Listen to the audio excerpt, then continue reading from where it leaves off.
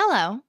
Welcome back to Cocktails and Cliff Notes. I'm your host, Mayson, and today we are going to be talking about the judgment of Paris. Now, in every great war, there's a spark and a single moment where everything changes. But the Trojan War, which was one of the most famous conflicts in all of myth and legend, didn't begin with a battlefield. It began with a wedding, a golden apple, and a mortal man forced to judge the beauty of goddesses. A tale of jealousy, seduction, divine politics, and a choice that shaped the fate of heroes for generations. This is the moment that set Greece and Troy on their collision course, and it all starts with a party that no one wanted to invite the wrong goddess to. But before we get into all of that and all the nitty-gritty details, I am going to show you how you could make a lovely apple cider punch for a Christmas party or even just a night at home with the dogs. So let me show you how we're going to mix it up. And then once we have our drinks, we can really talk.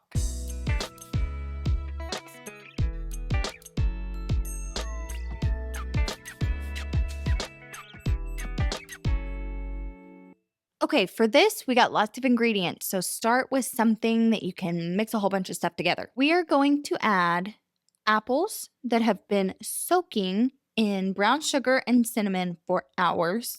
And you can even dump a little bit of that gooey goodness down there. Next, we're going to add some lemons. Then we're going to add some cut up plums. Then add a whole bunch of cranberries. We're going to take some brandy. We're going to dump a whole bunch of that in. We'll take some triple sec and we will dump a whole bunch of that in. Then take your apple cider and top it off. Then we stir it up. And there you have it. You have a wonderful apple cider that you can serve anytime, anywhere. Oh, that is just right. And so festive. So now that we have our drinks, let's talk. Our story actually takes place on Mount Olympus. Now, the gods themselves are gathering for a joyous celebration. It is the marriage of Peleus and Thetis, and they would soon become the parents of Achilles. Every deity was welcome, except for one. Now, this was the goddess Iris, and she was the goddess of discord.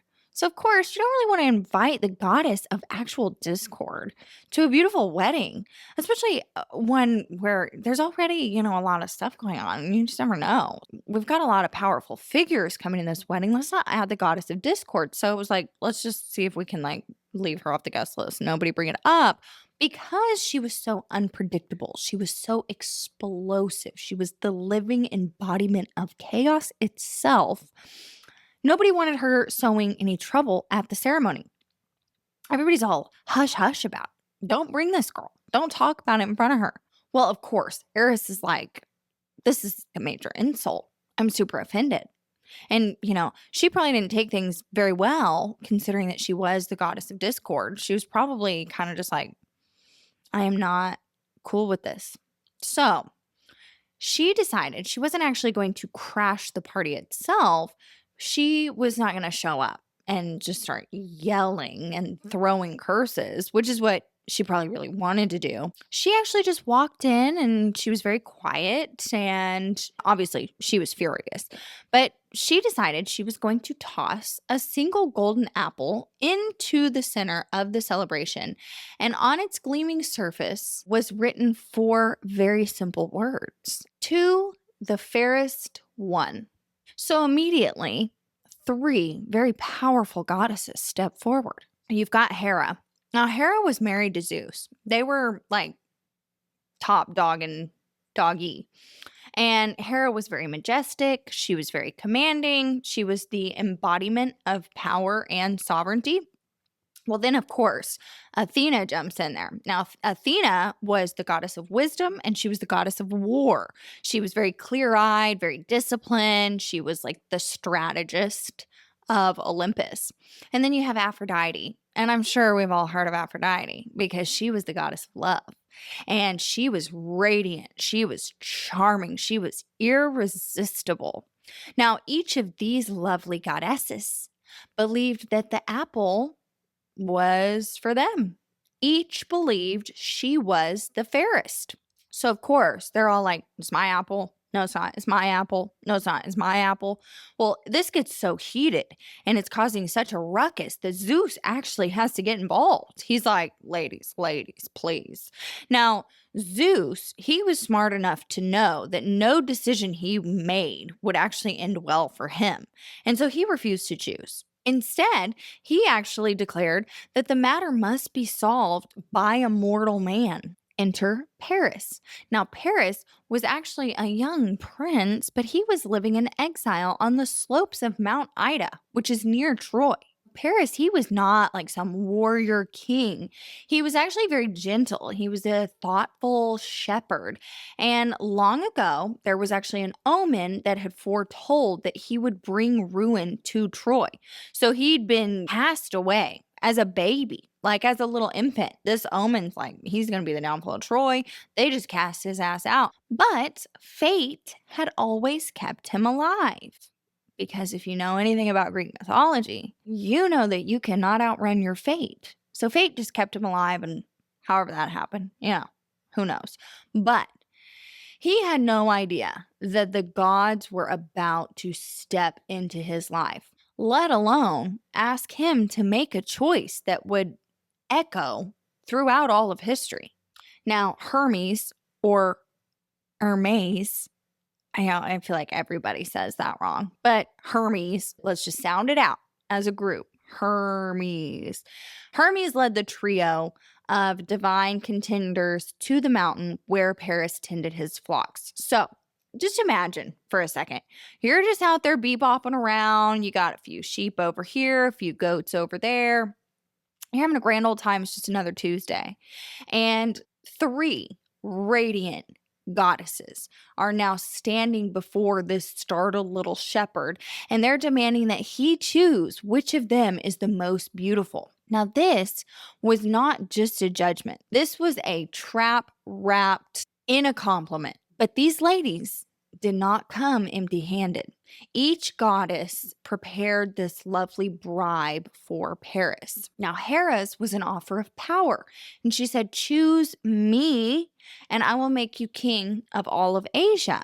Wealth, dominion, glory, the world will be yours, which was a very seductive offer for any young mortal man.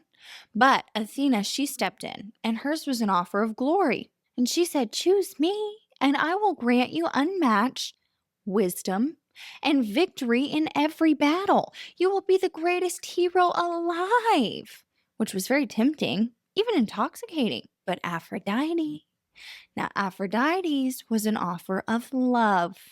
And she simply smiled, very soft and knowing, and she said, Paris, choose me. I will give you the most beautiful woman in the world, and it will be a love so powerful, it will change your life forever.